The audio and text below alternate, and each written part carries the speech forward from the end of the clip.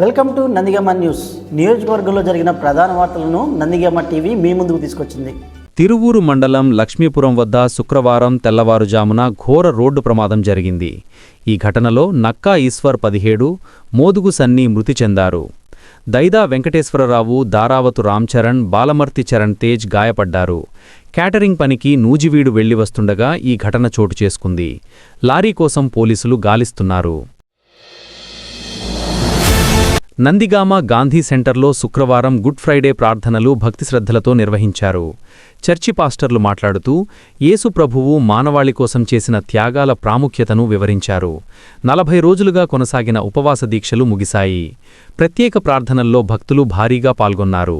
అనంతరం అన్నదాల కార్యక్రమం నిర్వహించారు. లోకములో లేదని ప్రతిపాదించిన యేసయ్య పోయే సాధ్యము కాని భారాన్ని ఆయన భుజాల మీద మోపారు. 3 సార్లు బోర్ల పడిపోయాడు. కొరడాలతో కొడుతుంటే ఆయన. నందిగామ వైఎస్ఆర్ కాంగ్రెస్ పార్టీ కార్యాలయంలో రాష్ట్ర అధికార ప్రతినిధి ఆర్ఎస్ యామల మాట్లాడారు. మహిళలపై దాడులు జరుగుతుంటే హోంమంత్రి కల్చరల్ ఈవెంట్లో పాల్గొనటం సిగ్గుచేటు అన్నారు. పల్నాడు జిల్లా మాచర్లలో ఒక మహిళపై దాడి చేస్తే ఇంతవరకు ఎవరూ మాట్లాడకపోవడం విడ్డూరంగా ఉందన్నారు.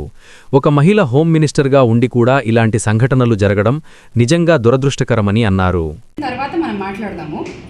నేను ఎందుకు చూపించాలనుకుంటున్నాను అంటే నిజంగా ప్రజలు ఇవన్నీ కూడా గుర్తుపెట్టుకోవాలి.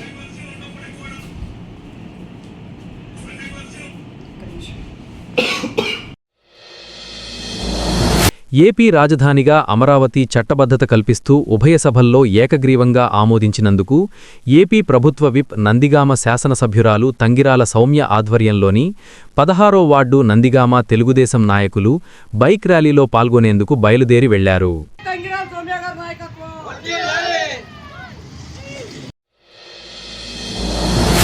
మార్కెట్ ఫెడ్ ద్వారా కొనుగోలు కేంద్రాలను ఏర్పాటు చేయాలని జగ్గయ్యపేట నియోజకవర్గ వైఎస్ఆర్సీపీ ఇన్ఛార్జ్ తన్నీరు నాగేశ్వరరావు డిమాండ్ చేశారు. కేంద్ర ప్రభుత్వం మద్దతు ధర ప్రకారం క్వింటాకు 2400 చొప్పున రైతులకు అందాల్సి ఉండగా వ్యాపారస్తులు క్వింటాకు 1600, 1700 మాత్రమే అందించి వారు ప్రభుత్వానికి మాత్రం 2400 చొప్పున విక్రయిస్తూ రైతుల శ్రమను దోచుకుంటున్నారని మండిపడ్డారు.